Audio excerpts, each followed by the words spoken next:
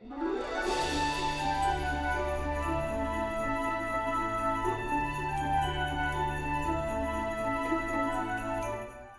25th of December, a time of cheer and rejoice. That's when he saw it. He had no other choice. The Nuttiest Nutcracker, a film of wonder and glee. It sparkles and dazzles.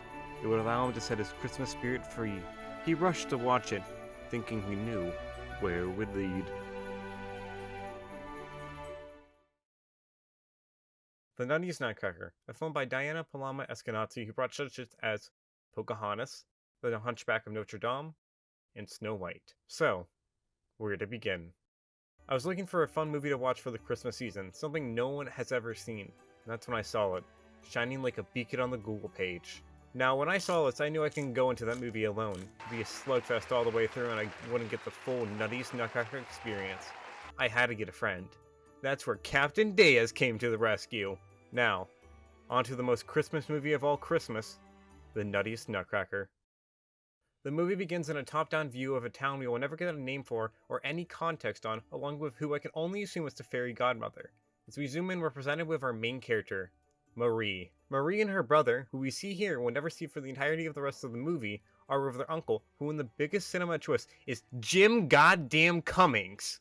Man of countless voices and one of my favorite voice actors to exist within the fucking Nuttiest Nutcracker. Anyways, Marie is saddened because her parents are away for Christmas Eve, so Marie, with an obvious solution to her problems, wishes Christmas away. The movie sets the tone early. That's when we get to the best character of the movie, the Nuts. We got all their favorite nuts. Western, Jamaican, press, old, 50s backup singer, and then finally an annoying little brat who's voiced by fucking Tress MacNeille! This movie was a direct-to-DVD Christmas movie in 1999, and you're telling me another one of my favorite voice actors is in this abomination of a... You know what? Fine. The Nuts, who are obviously big fans of Christmas, as Nuts are, become distraught at the news of Marie wanting no more Christmas because, let me remind you, her parents are gone for the day. She plays this off like they're dead. I seriously thought they were dead, but nope! Anyways, the Nuts. The brat nut gets so distraught that Marie wishes Christmas didn't exist, he fell out of the nut bowl and fell into the jello, which launches that bastard into the air, and the brat should have died by now, but the movie refuses to find any sense of logic. So after that, Marie and her weird brother get gifts from Cummings. The blonde boy gets a cannon with a cork in it and acts like he's wanted it since he was in the womb. Meanwhile, Marie gets a nutcracker. Their obviously rich uncle gave them the lamest gifts imaginable. The Nuts become ecstatic when they see Marie open the nutcracker because they think it's their prince, acting like it's the second coming of Christ. We cut back to the brat because why not, then the Jamaican, then the brat again, and then back to the old Western guys. What the hell is this movie flow? We're almost 4 minutes in. The brat then wily coyotes himself out of the ceiling, landing once again gracefully with no scratches. I want this nut to crack. The old nut, voiced by God damn it, it's Jim Cummings again. Why does this movie... Old Nut gets a flashback to some story with the Nut Prince or whatever and how the prince busted a nut to save the princess. Though he exerted so much strength, the Rat Queen was able to turn him into a wooden prince. The Rat Queen is never mentioned before or after this moment. She solely exists in this scene, and yes, there's a Rat King, but we'll get to him. We then have the vital chase scene where the brother takes the nutcracker from Marie, climbs the ladder, and throws him to the ground. And apparently a broken nutcracker means that his fluid motion, I mean look at that. She kisses the nutcracker prince goodnight, but not too close because cooties, you know. And immediately after saying she hates the prince, mentions how much she loves the gift and cherishes it. We then get introduced to the Rat King, who wants to enslave the Nuts. The Rat King, or Reginald, which I refuse to refer to him as in the future, is the son of the Rat Queen, which makes me question this monarchical society if the Rat King is the son and the Queen's the mother, but hey, who am I to judge your family values? Suddenly though, possibly the most unexpected thing I've ever seen starts to happen.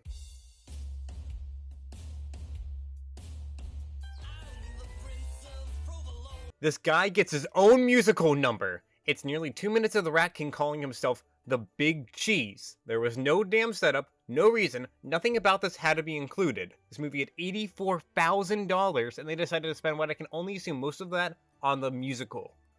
We are 10 minutes in.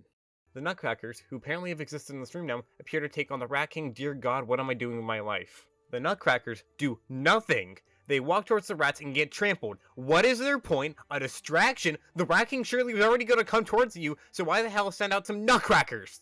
It makes no damn sense, and it just... The Rat King's forces move forward, and then the food, in some sort of plan or sudden action, decide to take on the rats or mice or whatever they are. Why they didn't bother before, I have no clue. We only get a nice long fight scene with no context of what the hell is happening, but that's fine. Why would you need context for a movie? It's not like there's a plot you're already developing. No! The movie pains me. So then the princess wakes up in the middle of this brawl and thinks she's dreaming. And somehow within the 2 seconds we're on the princess, the food that was killing these rats and destroying their lives as the tides of war change and the Rat King does a little celebration dance. Also, I feel now's a good time to bring up that the Rat King uses about 3 to 5 adjectives to describe something. Every fucking scene needs to go to the thesaurus to make his point. It's like a character trait and annoys the ever-loving shit out of me. Anyways, the vegetables somehow are losing terribly and Jim Cummings gets kidnapped and Sombrali does karate and what the hell is that thing on the bottom right? It's a green blob, but like sad and a black eye. They never mention them. There's no clear food they be, so what the hell are they and why are they here? Oh yeah, now the Nutcracker Prince wakes up and the princess says, My Nutcracker!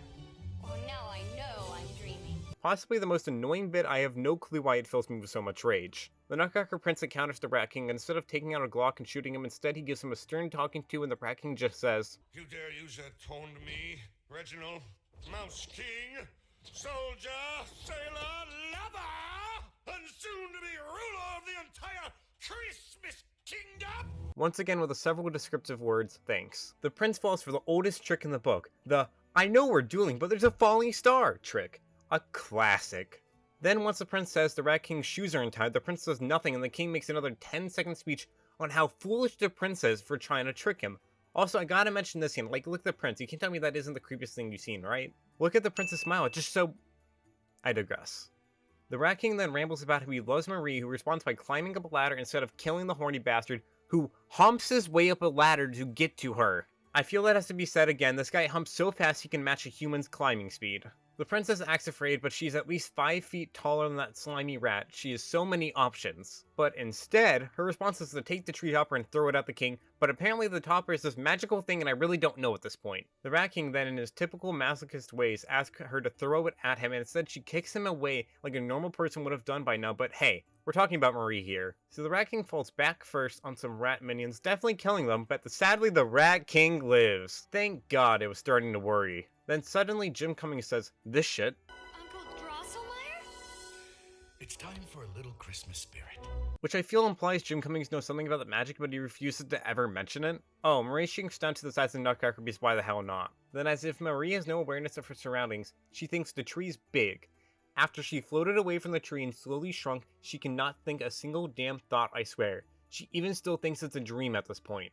Then Marie meets her prince in shining armor who has to be the ugliest model I've ever seen, and I've seen Moro from Resident Evil. She asks the prince to pinch her so she can wake up and woo, she's actually awake. I mean, come on princess, I know you're blonde, but you don't need to act like it. We then get a scene where all the nuts call Marie hot like she isn't the default option for a female in a fantasy RPG. Oh, if you didn't know by this point, because this movie's fluidity is terrible, Marie broke the spell on the prince, allowing him to be free. I do not know how. I would assume the star, but she didn't grab that before, so what did she do? We will never know. Okay, what's up next? And a wonderful, kind, just, and handsome prince has returned to rule again. Okay, I guess we're dealing with horny nuts now. Well, then it's gonna become distraught because the star's gone, because if there's no star, then there's no Christmas! This will not be explained. But wait, if they don't put the star back on in 2 hours, then they won't have Christmas again. So what do? They sing an entire goddamn song that sounds like that one scene from the Blues Brothers where they're in a black church and they just sing their way into another fucking realm where they find the Sugar Plum Fairy. I mean, seriously, what the hell? We just saw her early and she clearly despises the fat, horny rat. So why do they sing a song? I mean, what the fuck? And why do they have to find the Rat King? The Sugar Plum Fairy isn't by him. So what's the logic? Why do they do this? Why can't they just climb the fucking tree? Why do they need the damn Sugar Plum Fairy? I despise this movie. Why? We're halfway through the movie. We enter in the Rat King's lair where shit is being put into minecarts, which we see from 3 separate angles.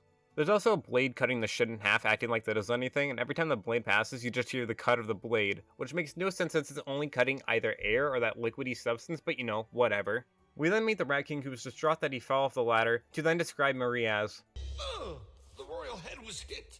A girl. I recall. A girl. Not a girl.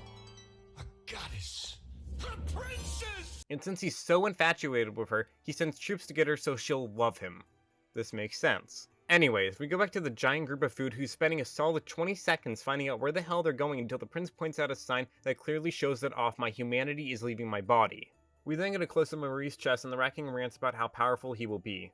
What power does he need? I do not know, but whatever. Oh, and now the godmother shows up, who doesn't even bother helping the others because Journey! We get another 10-second scene of some rats riding among us. We go back to Marie, who has to look over her heart to see the Sugar Plum Fairy's castle, which after a second they all see. What sort of logic is that? I mean, the fucking green things! They then for a second time all mention how hot the princess is until the rats show up and carry the princess away. We then get this sick transition of the Poop River. Awesome. Some nice somber music plays as we see turds plop into the river. For some reason they thought now was a good moment to do a battle that ends in the Shrek Chapel. Marie then gets escorted to her throne where the Rat King, who has 24-karat gold underwear, gave his queen a 14k gold crown. The Rat King then boasts about the Christmas star he obtained, which hovers over his chest and clips inside of him. Marie, though, took it too far and said, No way, cheeseball! Hey, no, come on, say no, that. you can't say that. Come on, That's too far. Marie then says how the king's selfish and he responds that no one cared for him, even though he was the literal son of a monarch and everyone had to listen to him, but whatever, throw logic out the window, I guess, we need some development.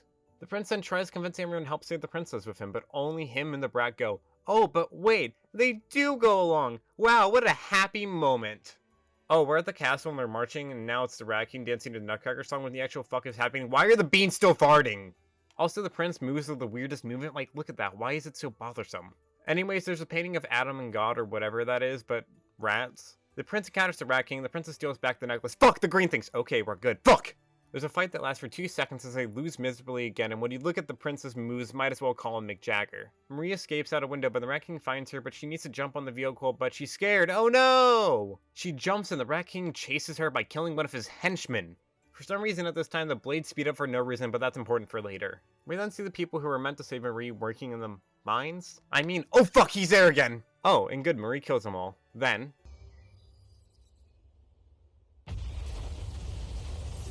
what a beautiful scene. So the castle begins to crumble and my sanity drains. The Rat King makes an odd amount of Papa and Daddy sayings until his flying thing runs out of gas when we get our second Wile E. Coyote scene with the Rat King landing in the shit river where, uh-oh, the blades are falling!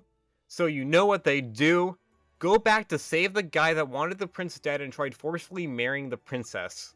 And guess what? He steals the star! And loses it. This is the worst character. Why would you save him? The castle crumbles because drama, and we get a sick 1990s explosion render. They then spew some bullshit on why they saved the Rat King and it's sad the star is lost, but oh, would you look at that, the greedy bastard has the star! They all salute the Rat King because of his noble deed of returning what he stole and nearly killing everyone. Now they meet the Sugar Plum Fairy who says the key was the princess and the excuse for why it's her is because the powers are beyond our understanding. Like, why? The fairy then tells her to toss the topper into her... I don't know what to call that, but she does it and the topper's back and oh shit, Handmaid's Tale! Why is there a close-up of her face so constantly, but they never show the dad? We hear him. Anyways, Jim Cummings reappears and would you look at the princess back? Whoa! Fuck this movie. They do all this weird shit and then it's just fuck the green things again. Overall, the Nuttiest Nutcracker is probably one of the worst written, worst animated, most poorly thought out movies I've ever seen in a long time. Had Morbius exist. It just isn't fun to watch by yourself. Nothing about the movie is appealing. There's basically 2 settings and the entire cast is revealed with nothing special happening. Yes, I know it's a direct-to-video 3D animated movie. Yes, I know this is the 90s. Yes, I know it had an $84,000 budget. But why? Why make this? The animation was choppy with the frame rate for characters being everywhere. There were so many easily fixable mistakes, and again, yeah, it's a cheap movie, but why spend that money on this anyway? Who was going to buy this? Could have used that money to help fund an indie project or something worthwhile, but no. Instead, we got this. The Nuttiest Nutcracker. Why the hell did it have Jim Cummings?